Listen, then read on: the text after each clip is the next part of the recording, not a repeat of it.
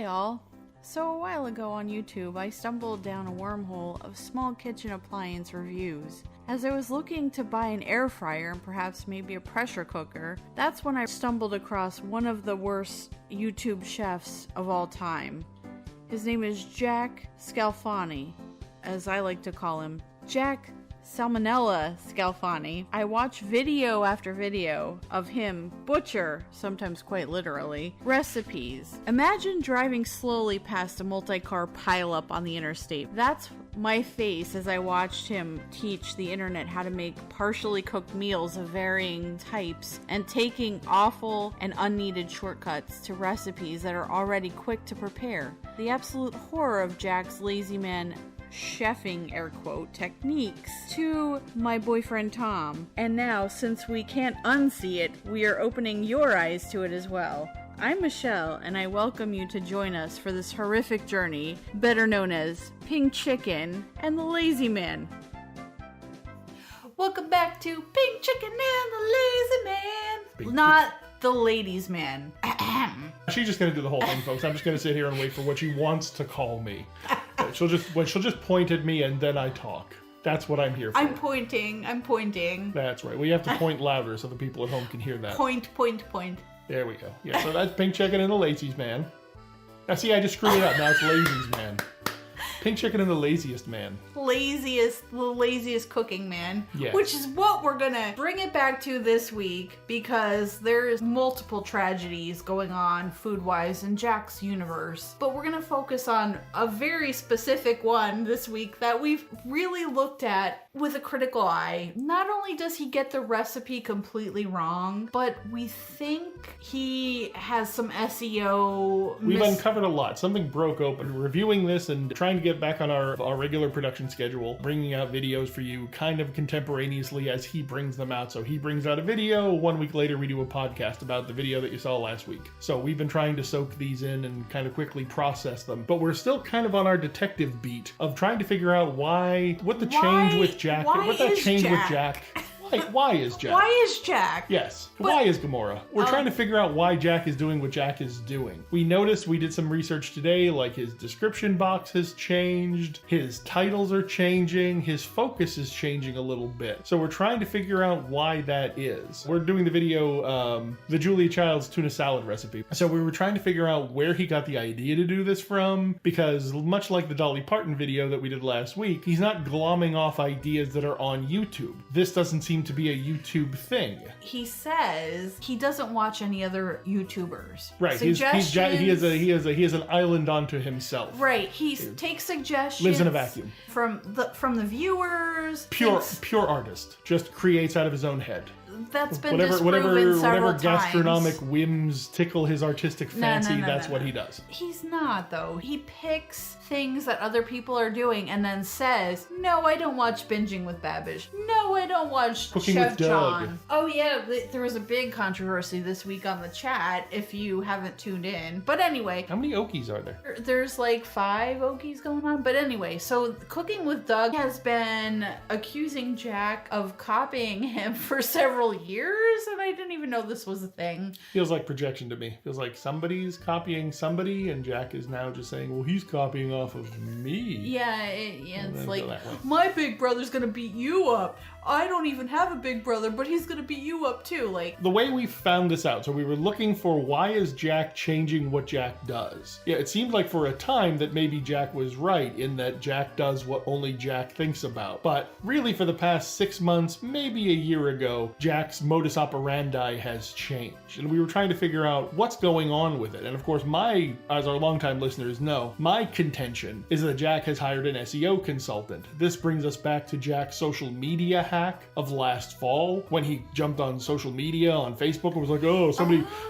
someone has cracked my passwords and Facebook isn't helping me and I have to take down this page and change this profile. It's like, typically people don't just come at your social media profiles. Typically what happens is you try to go the cheap route, and hire an internet marketing consultant. Right. They come in and say, oh, we need this and that, and either they're out and out scammers just taking your money, or they're legitimate up front, and then they hit you with the bait and switch of like, oh, did we say that was going to be $1,000? It's going to be $10,000. Now we got your page. Right, but now we have your access, and you go to change it, and before you have a chance to change it, now they're breaking your stuff. Then it turns into ransomware. So that kind of fit the pattern of like, okay, so if Jack was able to whine to Facebook and YouTube enough to pull that back, and then he's like, well, I can't go that cheap for internet marketing help. Maybe I need slightly more legitimate. So that's what this feels like. He's now slightly more legitimate. The problem with Jack is he doesn't have enough knowledge to know who's a good internet marketing consultant from a bad internet marketing consultant. So to me, this feels like it's a little less black hat. It feels a little bit more gray hat, but it still feels like he's trying to juke the stats. I don't know if he's that smart. I give you all the credit for coming up with that idea, but I don't think he's that smart. Oh no, he's just buying stuff. He's just, okay, what's the cheapest ground meat I could eat? Well, I could go to like the Shop and Save, like the sketchy grocery store that sells like the out of code stuff, you know, the bad part of town that like the coolers don't feel like they're set cold enough. You're getting into Jamrell Stewart territory.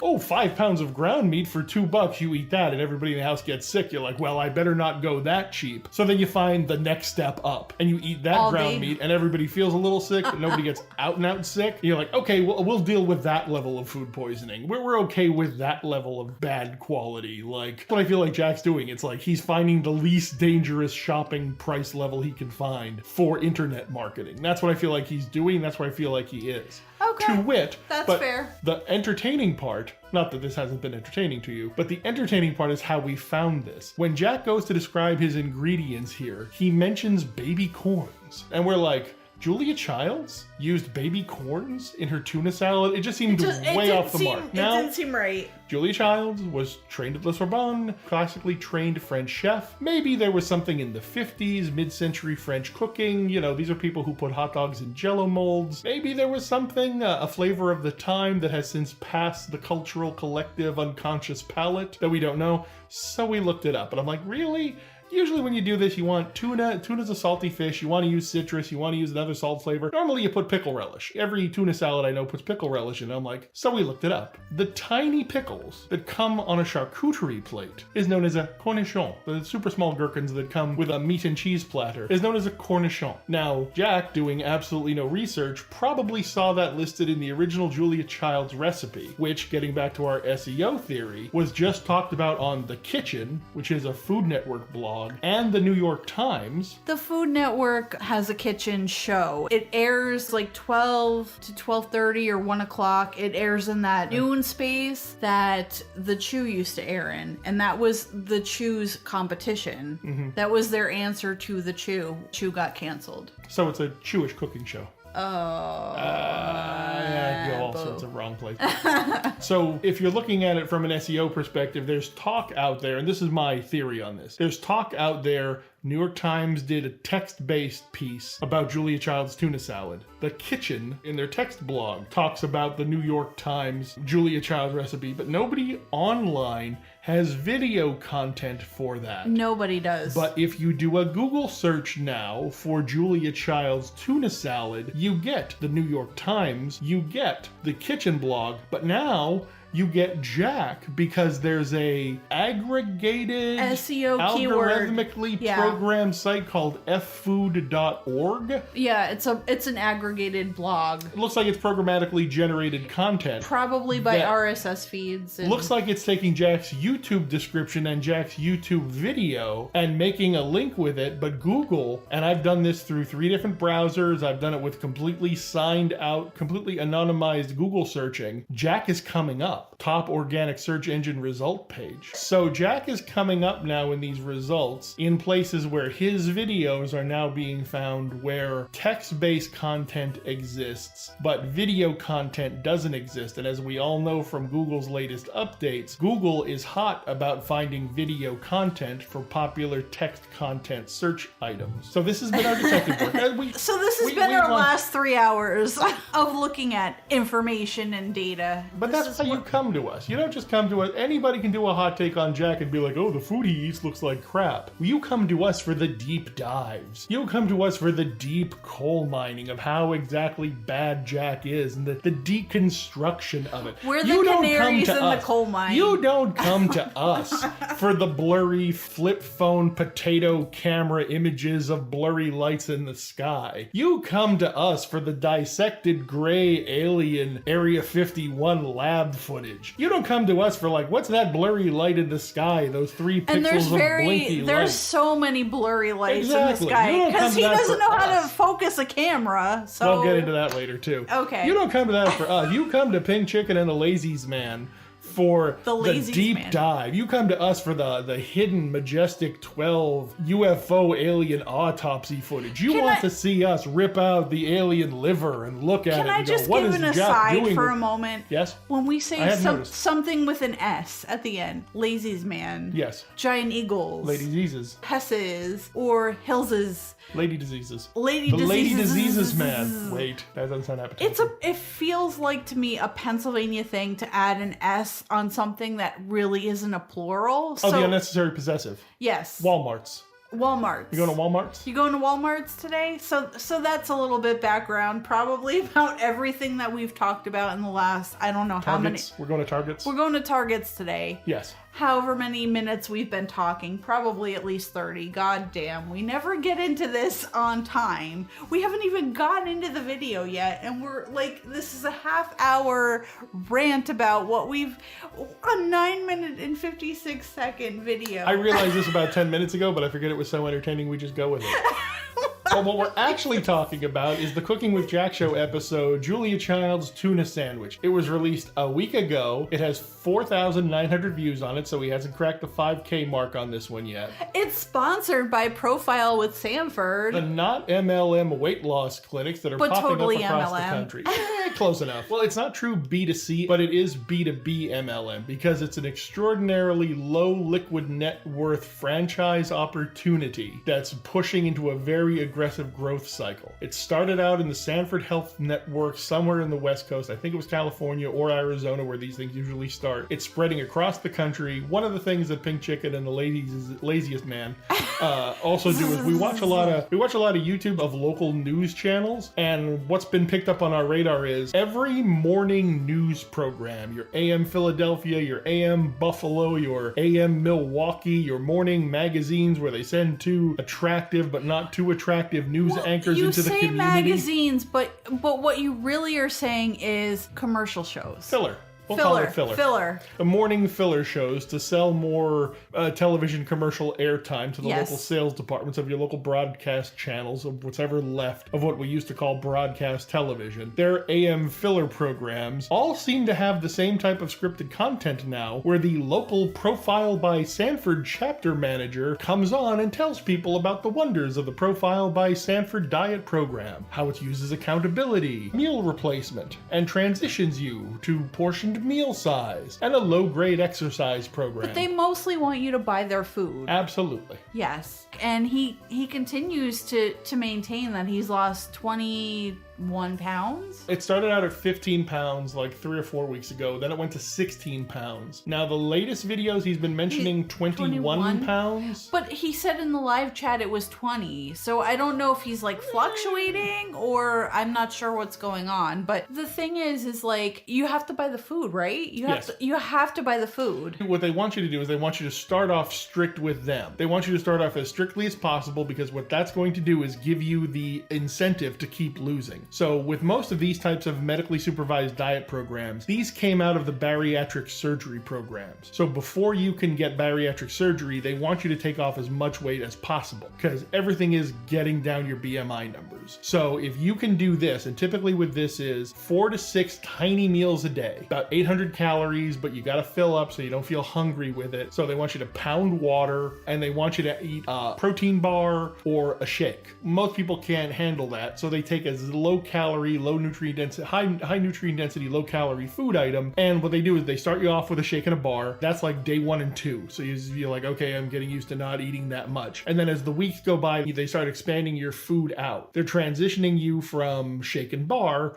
which is going to make you drop weight. You'll drop 20 pounds pounds in a month. As your body adapts to that eating level, they start replacing the meal replacements with small meals. The Profile by Sanford food items are their versions of the size of food of meals you should be eating. So they'll be like, okay, now have our chicken parm, and it's like a half cup of pasta and a 3-ounce chicken breast, and people are like, okay, I'm eating real human food again, but it's in those portions. Do you think Jack, he wants to eat healthy? He has an arm cast. He's trying to do all these things, like make himself more healthy. Do you think he was told some kind of death blow from his doctor? Hey, if you don't straighten up and fly right, you're gonna die, or you're gonna have another stroke, and you're gonna be a vegetable. What is his motivation all of a sudden? He had his last stroke in 2018. He's done abso-fucking-lutely nothing, and now all of a sudden he's on a diet. He's got an arm stretcher. Like, what is his motivation? What do you think? I think it's also mommy wife Tammy getting on him, and I think you hit it right on the head when you said it's the beginning of the year. So I think there could be a combination of it. I don't know if he got the scary sit-down conversation with the doctor, or if it's more of a combination of Tammy said, you know, hey, I think it's time that you know. But she's also on the diet with him. Right. I mean, she's not exactly thin either. Right. And she's mostly his mommy wife, like you said. Right. I don't think he got the dire prediction from the doctor, but I don't think this is totally medical. I think it's more lifestyle. I think she's more like, it's beginning of the year, let's try this. So we'll see where it goes. Dude has had 2 strokes. He's diabetic.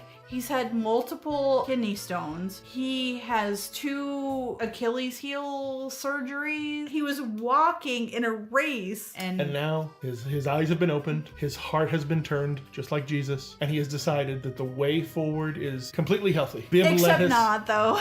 Bib lettuce, a little bit of tuna. You know, that's very lean protein. No. And because Jack has to put his listen to him. Jack has to listen to the little Jack on his shoulder, little Jack in the stuffed spandex devil costume with the cheap plastic horns and the tiny plastic pitchfork. Little Jack Devil on Jack's shoulder has to say, and remember, Jack, if you're gonna have 3 cans of tuna, we have to add in a 55-gallon drum of mayonnaise. Even if Jack decided to eat something healthy like tuna, Jack being Jack, because Jack can't escape the orbit of planet Jack, Jack takes his little rocket ship and says, I'm gonna eat healthy, wee! And he goes launching on the Profile by Sanford launch pad. He's gonna get pulled in by the inexorable gravity well of planet Jack and be like, okay, Cheese. but we can have, well, why have 3 ounces of tuna when we can have 30 ounces of tuna? And cheese. Because if a little bit of tuna is healthy, Cheese. a lot of tuna must be very healthy. But more cheese. And if we could have a little bit of mayonnaise, why not have a lot of mayonnaise? Which brings us into the episode. It's been probably 30 minutes. I don't know. I don't know. I looked and came back. I had a sandwich about 10 minutes ago.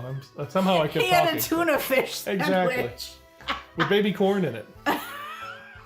Baby corn, stop it. Okay. All right, I'm going to hit play this time, folks. So out there in podcast land, get ready to synchronize your YouTubulators. We are hitting play in 5, 4, 3, 2. All right, we are back in the Scalfani kitchen. We got 3 cans of tuna. The camera is centered and it is well lit. We're going to do an equipment deep dive one day because he actually is listing his equipment in his description. That's been going on for like the past year or so, we figured out. He's using a Canon EOS D. So he's actually using a DSLR that can be properly white balanced and exposed. The fact that he doesn't, but he can't, flips me out to know. He doesn't know. So we have a thing of celery slice. We have a thing of onion slice. We have capers, which we find out later. Everything in lettuce. everything in this that he has on the table here is classic tuna salad stuff. All of the improvements that Julia Childs has made to a classic tuna salad are gone here, except for the capers. I don't know what the thing in front of the mayonnaise is. He's supposed to have minced onion, it's chopped. He's supposed to have minced celery, it's chopped. I can't really tell what the thing in front of the mayonnaise is. Those are is. his green tomatoes. He has bread and real lemon, which is not real. Getting into the whole idea of Jack doesn't know why he is cooking. Jack doesn't really understand the difference between fresh lemon juice from a fresh lemon and the chemical concoction they call Ria lemon that you buy in the store. In the unrefrigerated, being hit by the high UV content of your standard commercial fluorescent fixture lighting in a store in a glass bottle is going to destroy any nutrient content. Why bring that up now? Jack doesn't care. He doesn't understand fresh food. He doesn't understand that concept. All I can say is, looking at these ingredients laid out, Julia is rolling over in her grave. If you start this video video, you could fast forward through probably 1 minute and 45 seconds and not miss anything because it's him boasting about his weight, his diet, all the things he's accomplished. He's supposed to be talking about Julia Child, but he's like, I don't know if you know about Julia Child, and you think he's going to talk about her. He says nothing about her. No, he does. He just chides his audience about how much you don't know about her. He does, but he gets it all wrong. He does no research. He says that he thinks that she's from Britain. She's not. She's from California. You could Wikipedia this, but there was also a whole entire movie called Julia versus Julia, where a girl cooked through the entire Julia Child cookbook. He didn't even watch the Julia porn parody of Julia and Julia. Ew, I don't even want to know what the hell that would entail. But anyway. I will say that they used real Hellman's mayonnaise in the porn parody. Hey, look, he's got the real lemon. Anyway. Jesus. So again, this is not really cooking with Jack. This is combining with Jack. Yeah, condiments with Jack. I thought for sure that there was a video for this, but apparently I've been working crazy hours and that isn't a thing. But I did read a recipe from the New York Times. There was only 1 can of tuna used in their recipe. Everything else in the kitchen article that mentions the New York... See, the New York Times did the article. Then the kitchen talked about the article. And now Jack is doing his... What I think he's trying to do is... Scrape for relevance? Well, that. But he's trying to triple the recipe, but he's not tripling all of the ingredients. He is tripling the mayo, though. He's tripled the tuna and he's tripled the mayo. He might have quadrupled the mayo. Now, one of the problems about tripling the recipe, though, is if you see when Jack first turns the bowl to the camera, you see that tuna is barely drained. Yeah, so the problem is wet. It's wet. Yeah, it's very wet. Some wet-ass tuna. Wet-ass tuna. Exactly. So when he adds, so then he decides to add the mayonnaise, and he adds a lot of mayonnaise. He's not measuring it. It's supposed to be tablespoons. He said 3. There's a jump cut. Clearly. That was a half-second dissolve, but yeah, there could be more. And in fact, there could be more that we're not seeing. When I make chicken salad, for example, I know it's not exactly the same thing as tuna salad. What's the tuna of the land? If tuna is chicken of the sea, chicken is tuna of the land. That's not a thing. You don't oversaturate it with the mayonnaise. You put enough in to make it like... Use the M word. I know you don't want to. What? Use the M word. Moist. You make it very moist. You're welcome, ASMR fans.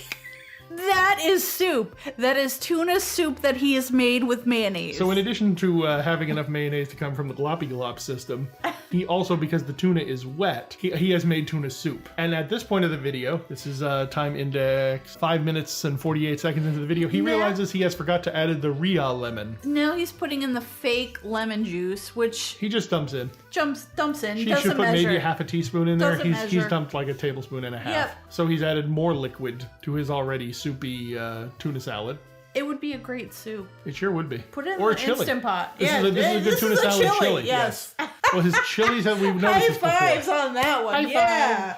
All right. We notice his chilies have the consistency of soup. His soups have the consistency of chili. Yep. And his tuna salad have the consistency of consomme. We're getting into the actual construction of the sandwich. So we have some kind of bread, which, on the side of the bread it says 0 net carbs. Here comes the extra mayonnaise. So let's just think about this. There's a fuck ton of mayonnaise in the mixture. It's a metric fuck ton for our European audiences. Metric fuck ton, a fuckload. 2 downloads from Indonesia last month. Thank you and welcome Jakarta.